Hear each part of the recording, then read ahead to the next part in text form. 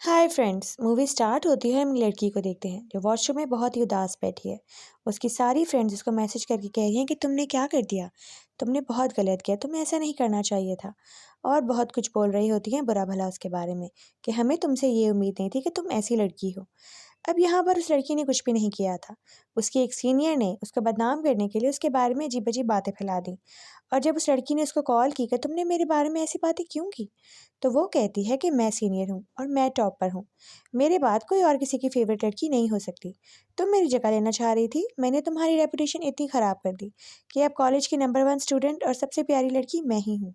तुम्हें अब कोई भी नहीं देखेगा। अब प्लीज़ अब फ़ोन बंद करो, मैं बहुत बिज़ी हूँ। और ये कहकर उसने फ़ोन बंद कर दिया। यहाँ उस लड़की को बहुत गुस्सा आया और उसको एक रिचुअल याद आया जो उसकी एक स्कूल फ्रेंड ने उसको बताया था। उसने सोचा कि वो ब्लडी मैरी गेम खेलेगी और ब्लडी मैरी को उसके घर भेज देगी ताकि वो उस लड़की को बहुत बुरी तरह मार दे और सबक सिखाए। अब उसने वो रिचुअल स्टार्ट किया, कैंडल जलाई और मिरर के सामने बैठ गई और ब्लडी मैरी को बुलाने लगी। 3 दफ़ा जब उसने बोला तो उसकी कैंडल फ्लिकर होने लगी। अजीब सी हवा वहाँ चलने लगी, जैसे वहाँ पर वाकई कोई नेगेटिव एनर्जी आ गई हो। अब एक लड़की जो उसके सामने बैठी थी शीशे में, जो उसका ही अक्स था, बहुत डिफरेंट हो गई।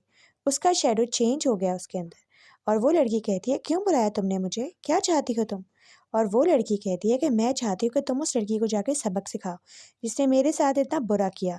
मैं उसे बदला लेना चाहती हूँ, तुम जाकर उससे मेरा बदला लोगी, क्योंकि मैं नहीं जा सकती, मैं तो बहुत कमज़ोर हूँ। और ये कहकर वो लड़की वहाँ से गायब हो गई। अब वो जो लड़की जिसके साथ उसने बदला लेना था, सोफिया, वो अपने घर में आराम से बैठी होती है, लेकिन उसको अजीब-सी आवाज़ें आने लगती हैं अपने कमरे से। उसके कमरे की लाइट भी फ्लिकर होने लगती है और रेड हो जाती है। वो बहुत डर जाती है, कौन है मेरे कमरे में? कौन है? कौन है? लेकिन उसको किसी की आवाज़ नहीं आती और अचानक से लाइट्स ऑफ हो जाती हैं। अब उसको अपने कमरे में किसी के होने का एहसास हो रहा था और वहाँ पर एक लड़की उसके पीछे खड़ी थी।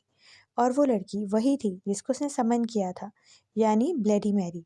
वो उस लड़की का बदला लेने के लिए उसके पास आई और उसने उसकी गर्दन पकड़ के मरोड़ दी और उसको मार दिया। और वो लड़की वहीं अपने बेड पर बेहोश मरी पड़ी थी। अब यहाँ पर वो लड़की बहुत हँसती है क्योंकि वो तो अब यही करने चाहती थी, किसी की सोल लेना।